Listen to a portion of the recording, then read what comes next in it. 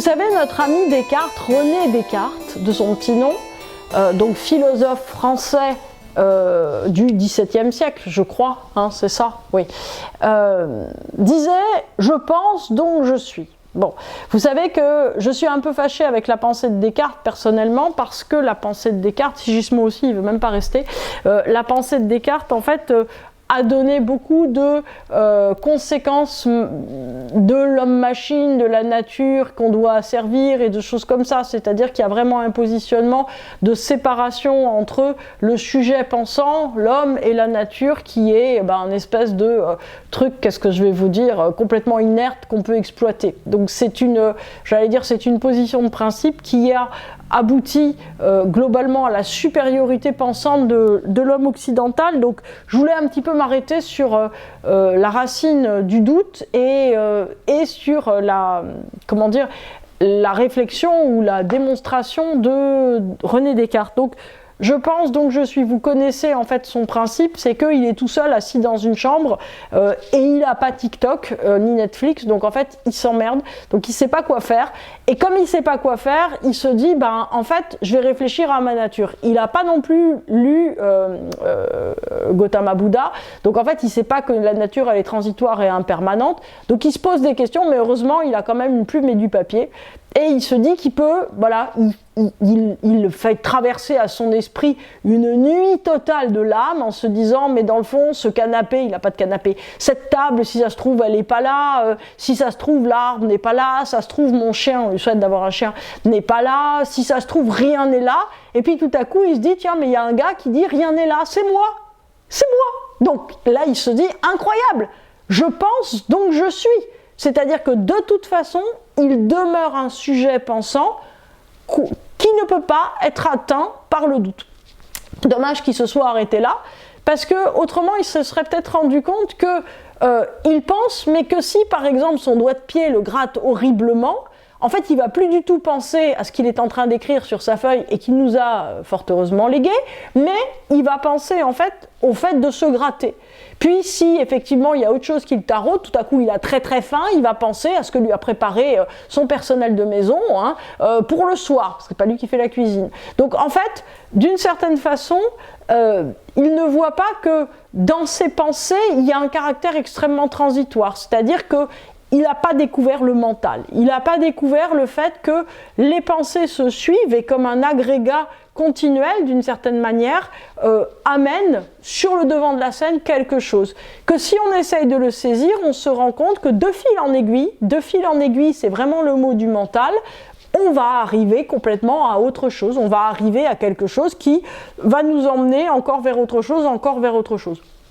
Je vous propose un exercice à l'instar, on va dire, de Descartes, c'est-à-dire que commencer, au lieu de méditer, comme on le fait peut-être tous, voilà, et d'essayer de faire le vide dans son esprit, comme on le fait peut-être tous, essayer pour être dans l'instant présent, vous savez, c'est j'allais dire le mieux.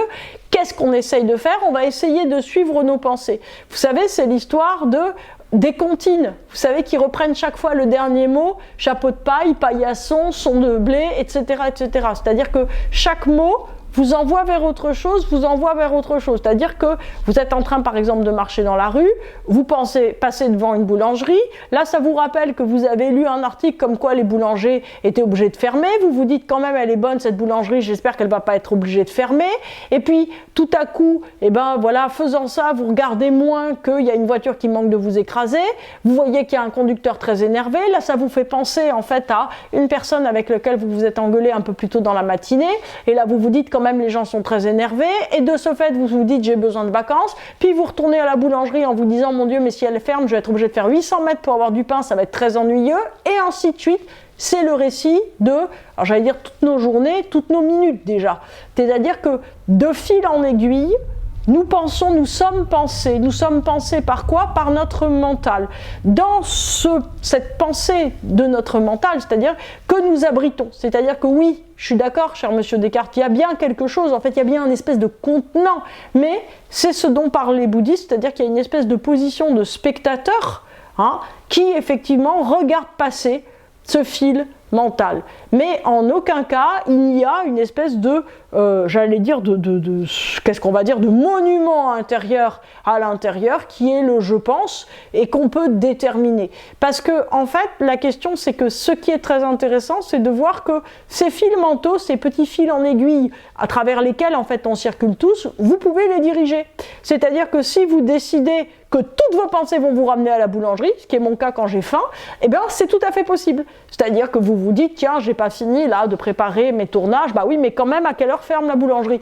Et après, est-ce que à cette heure-ci, elle aura encore des croissants ? Et ainsi de suite. C'est-à-dire que, et puis après, il y a un de vos enfants qui vient vous voir en disant, bah, qu'est-ce qu'on va acheter pour manger ? Bah tiens, on pourrait aller à la boulangerie, ils ont peut-être des délicieuses quiches à la tomate, miam miam, etc. Et en fait, vous pouvez très bien construire votre journée autour d'une idée fixe. C'est très rigolo à faire, je vous le conseille. C'est très rigolo et c'est très inutile. Mais en fait, c'est très intéressant de voir que vous pouvez tout à fait choisir n'importe quelle idée que vous arbitraire, n'importe quelle idée incroyable dans votre tête et vous dire « Ok, aujourd'hui, je vais me faire une fixette sur quelque chose. » C'est pas un conseil que vous trouverez facilement dans des livres de spiritualité où ils vous disent plutôt « Fixez-vous sur le vide. » C'est vachement plus facile, en fait, de se fixer sur la boulangerie parce qu'en fait, ça vous permet de voir d'une certaine façon qu'il suffit d'écrire, voyez, la manière dont vous écrivez de fil, c'est-à-dire vous reprenez votre fil et vous lui donnez un objet, alors on va dire idiot, voilà, mais une boulangerie, c'est pas idiot. Mais vous lui donnez un objet, on va dire, normalement pas central dans votre existence, voilà. Bon, et vous voyez que ça marche. Ok. Une fois que vous avez fait ça, et que vous avez compris que vous pouvez écrire, en fait, votre histoire de pensée, hein, c'est-à-dire que vous n'avez pas besoin de douter. Douter, en fait, ça sert à rien. C'est-à-dire que ce qu'il faut comprendre, c'est que les fils mentaux, en vérité, c'est vous qui les dirigez, sauf que vous ne les dirigez pas. Donc en fait, eux prennent le dessus. Hein, vous savez, vous imaginez, vous avez 40 petits lapins en fait dans une pièce qui sont en train de faire des bonds. Si en gros vous les reprenez pas en main, la pièce sera voilà, une catastrophe, ça sera un désastre. Et en fait, votre mental, il fait ça dans votre vie. C'est-à-dire que c'est 40 petits lapins en permanence qui se baladent dans votre tête, donc qui font caca, qui bouffent tout, qui s'entretuent, qui se reproduisent, etc., etc. C'est 40 petits lapins blancs, tous plus jolis les uns que les autres. Mais ceci dit, qui tous ensemble font un nombre de dégâts invraisemblable. Vous avez donc un paquet de laisses, hein, des laisses prévues pour les lapins. Et en fait, ce qu'il faut, c'est arriver d'une certaine façon à comprendre que c'est votre intérêt d'utiliser ce mental au lieu de vous laisser utiliser par vos idées. Il ne s'agit pas de l'enlever, il s'agit en fait de leur donner un but qui est le vôtre. Quel était le but de M. Descartes avec « je pense donc je suis » ? Probablement passer à la postérité ou bien affirmer son ego. C'est-à-dire se dire, quand même, je suis important parce que je pense. Moi, je suis là, alors que peut-être la chaise, elle pense pas, alors que l'arbre, il pense pas. Qu'en sait-il ? Hein, qu'en sait-il que l'arbre pense pas ? Mais en tout cas, ce qui est certain, c'est que il a bien rattrapé tous ces petits lapins dans un sens, celui de servir d'écrin à son ego. En se disant, je suis le plus important, car je suis capable de dire, en gros, tout le reste, c'est dégueulasse, ça pue, je m'en fous, voilà, sauf moi. Voilà, c'est ça, en fait, ce qu'il a fait, c'est tout simple, c'est qu'en fait, il a douté de tout, c'est-à-dire qu'il a dévitalisé tout, c'est facile. Il suffit de dire, ça m'intéresse pas, c'est nul, m'en fous de tes histoires. En fait, c'est pas très dur ce qu'il a fait, il a douté de tout, sauf de lui. C'est-à-dire que la seule chose qui avait une importance absolue, c'est lui-même. À quoi voulez-vous donner une importance absolue ? Donc, commencez par la boulangerie. Une fois que vous aurez rangé vos idées toute une journée sur la boulangerie, vous allez voir, c'est faisable. Ensuite de ça, rangez-le sur autre chose. Peut-être rangez-le sur le fait d'être créatif, rangez-le sur le fait de... C'est à la mode, mais c'est bien aussi en fait. Rangez-le sur le fait d'être d'un calme olympien, quoi qu'il vous arrive. Rangez-le sur le fait de vous dire, tiens, mais en fait, j'ai envie de devenir quelqu'un qui se fait du temps pour lui-même. Rangez-les vos idées sur le fait de vous dire, tiens, j'aimerais aujourd'hui avoir... voilà, plein d'idées qui me ramènent tout au professionnel. Décidez que votre journée, votre mental, vous parle du professionnel. Dans le mental, il y a quoi encore ? Il y a du symbolisme. C'est-à-dire que le mental, c'est à l'intérieur de nous, C'est comme le corps, en fait, c'est un peu comme, j'allais dire la vie de l'esprit, vous voyez, l'esprit qui descend un peu d'un cran et qui exprime des choses, en fait, qui fait un commentaire sur l'existence, qui se dit, oh bah quand même, le bleu du canapé, bof, oh bah quand même, ah bah le chat, il est pas dans mes bras. En fait, il commente le mental, ah bah celle-là, t'as vu comment elle est habillée, ah bah celle-là, elle me fait tout à l'heure, j'ai vu à la poste une dame, en fait, elle était rousse, elle louchait, et je me suis dit, oh, elle me fait penser à l'Archibald, comme elle est jolie. Non, elle était, en fait, en dame, ça faisait pas très bien. Mais ceci dit, immédiatement, j'ai senti un élan de tendresse folle pour cette dame qui ressemblait à mon chat. Et en fait, c'est très intéressant de voir que la vie nous agit en permanence. C'est-à-dire qu'elle nous agit avec émotion, avec humour, avec tendresse ou avec colère, mais elle nous agit. Donc en fait, agissez avec vos pensées au lieu de les laisser courir partout. Donc ça, c'est la première chose. Agissez pour votre humeur. Ça, c'est déjà la première chose. C'est-à-dire que vous pouvez agir en vous disant... Par exemple, tout est signe dans ma vie. Tout est signe, tout me parle, l'univers me parle dans ma vie. Vous allez voir, vous allez passer une journée extraordinaire. L'univers va vous parler toute la journée. Exactement, votre mental va raconter qu'il vous parle toute la journée. Vous allez voir des signes partout, ça va être fabuleux. Faites pas trop longtemps. Mais une journée, c'est très bien. Après, changez. Surtout après, changez. Et au final... Quand vous aurez compris que vous avez un mental, hein, vous l'êtes pas ce mental, mais que vous l'avez, posez-vous la question de, en fait, quelle est ma direction, hein? Il peut y avoir plusieurs types de directions. Il peut y avoir une direction j'allais dire émotionnelle intérieure. Quel état émotionnel voulez-vous avoir? Un état de paix, de plénitude, de joie, d'énergie, etc. Ou au contraire, est-ce que vous avez envie d'avoir un état d'angoisse, de lourdeur, voilà, parce que ça peut être très sympa en fait un état d'angoisse et de lourdeur, parce que quand vous avez un bon état d'angoisse et de lourdeur, vous vous sentez important. C'est vrai, quelqu'un qui dit « Oh bah tout va bien, oh bah non, voilà, je suis content quand même de ma vie, j'ai une bonne vie, les gens sont tous gentils. » En gros, vous passez pour Bunny Lapin. Je veux dire, moi, quand j'ai des gens au téléphone, en consultation, qui me disent « quand même, les gens sont décevants, quand même, voilà, j'ai rencontré tellement de heurts dans ma vie, je veux plus m'attacher à personne. Oh là là, vous qui connaissez plein de gens, faut pas me dire vous qui connaissez plein de gens aussi, vous devez être déçus. Bah non, moi j'ai que des gens adorables autour de moi. Tout le monde est gentil, pour moi tout va bien, j'ai plein d'amis, ma famille est très gentille, voilà, mes chats sont super, mon chien est propre, hein, il est propre, c'est bon à noter là depuis quelques jours, donc c'est vraiment, enfin tout va bien quoi, voilà, donc en fait, il y a un truc qui est important, c'est que voilà, vous décidez en fait, et oui, j'ai des gens qui sont peut-être moins sympathiques que d'autres, mais en fait c'est pas que je les plains en me disant hélas moi supérieur machin, je me dis c'est une mauvaise phase et puis ils iront mieux après, voilà, on a le droit d'aller mal et d'être quelqu'un de super, mais en tout cas je prends pas contre moi les choses, c'est-à-dire que si quelqu'un, j'allais dire, me répond mal ou etc., je comprends qu'il est dans une détresse, je suis triste pour cette personne, j'essaye d'aider si je peux, et puis de toute façon je passe à autre chose. Donc en fait, ce qui est très important, c'est qu'est-ce qu'on décide en fait par rapport à soi émotionnellement. Voilà, on peut douter par exemple, ça c'est très bien, de la validité d'être dans un état d'angoisse permanent. Regardez par exemple, on est bien sûr sur Terre que tout change tout le temps. Donc vous voulez un truc. D'accord? Absolument. Vous vous dites, mais ça, c'est la solution. Et puis, en fait, 15 jours après, vous l'avez toujours pas, vous vous dites, peut-être, c'est pas du tout la solution. Donc après, vous avez horriblement peur de l'avoir, parce que vous vous dites, ça sera une catastrophe. Ça arrive, hein, souvent dans la vie.